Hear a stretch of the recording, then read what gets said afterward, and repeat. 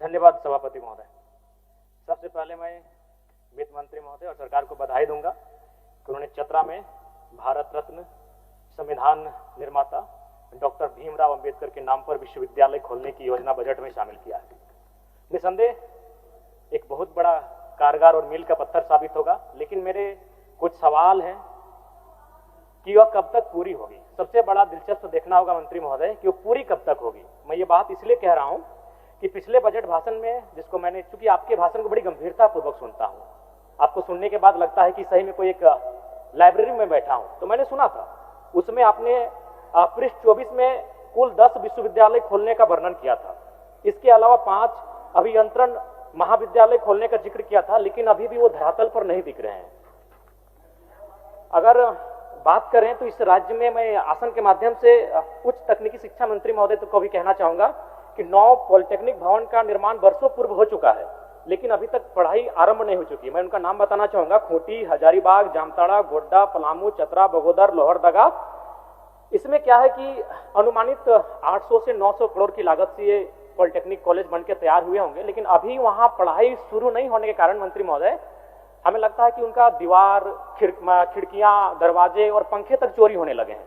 तो सवाल ये है कि हम जब तक उसकी गुणवत्ता पे बात नहीं करेंगे, भवन बनाए जाते हैं, ठेकेदार टेंडर लेते हैं और कमीशन का तो खैर छुपा किसी से नहीं है, लेकिन उसकी सार्थकता तभी होगी जब उसमें वास्तव में बच्चे पढ़ने जाएंगे।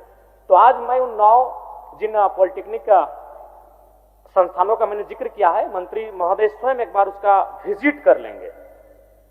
दूसरी बात, अगर खेलकूद, मैं सबसे पहले भारतीय क्रिकेट टीम को T20 वर्ल्ड कप जीतने के लिए बधाई देता हूं, और साथ ही साथ इस टीम में झारखंड से सैयद मुश्ताक अली ट्रॉफी को चैंपियन बनाने वाले ईशान किशन भी शामिल थे।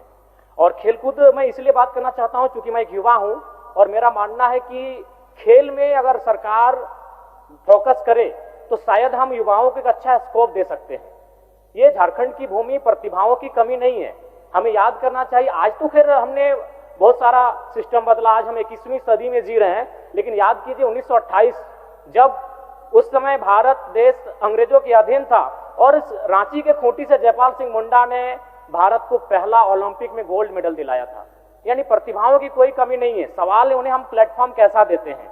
आज देखिएगा बहुत सारे खिलाड़ियों का नाम आता है अखबारों के पन्नों में, उनको हम बधाइयां देते हैं सोशल मीडिया के माध्यम से, लेकिन क्या होता है फिर पता चलता है कि कोई साग सब्जी बेच रहा है, कोई सड़क के किनारे दुकान लगाकर चोप सिंगाड़ा बेच रहा है। तो सरकार को इन विषयों पे ध्यान देने की आवश्यकता है। मंत्री 30 सेकंड लेंगे, ज्यादा नहीं लेंगे, बाकियों ने हम इंपॉर्टेंट ही बात रखेंगे।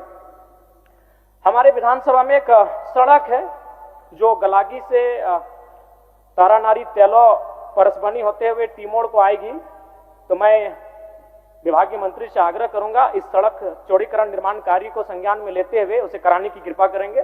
साथ ही मेरा विधानसभा चूंकि ग्रामीण क्षेत्र में आता है, मैं चाहता हूं कि मेरे विधानसभा के डुमरी और नावाडी ब्लॉक में 2 CM स्कूल ऑफ एक्सीलेंस विकसित किए जाएं। और साथ ही साथ एक सूचना एक आया था कि चूंकि बात अभी DK सिंह है जो 3 यूनिवर्सिटी के VC हैं, तो हम लाख अच्छी बातें करें, अगर एक व्यक्ति अगर 3 विश्वविद्यालय के VC बन के रहेंगे तो फिर हमें नहीं लगता है कि शैक्षणिक व्यवस्था हमारी ठीक ठाक चलेगी। और आज क्या हुआ, UG और PG का जो मिड सेमेस्टर का एग्जाम था DSPMU में, जिसमें VC नहीं होने के कारण कर्मचारियों ने शायद ताला बंद किया था, जिससे एग्जाम नहीं हो पाया, और ऐसे में क्या होगा कि सेशन पूरा लेट हो जाएगा। अतः हम बातें तो बहुत अच्छी करते हैं, बजट के माध्यम से हम बहुत अच्छी चीजों कर लेकर आते हैं, लेकिन ग्राउंड पर उसका रिपोर्ट क्या है उसको निरीक्षण करने की आवश्यकता है। तो मैं सबसे पहले चाहूंगा कि ये जो एक व्यक्ति हैं जो 3 यूनिवर्सिटी के VC हैं, कम से कम इस पर अभी पुनः संज्ञान लेने की आवश्यकता है। धन्यवाद। माननीय सदस्य।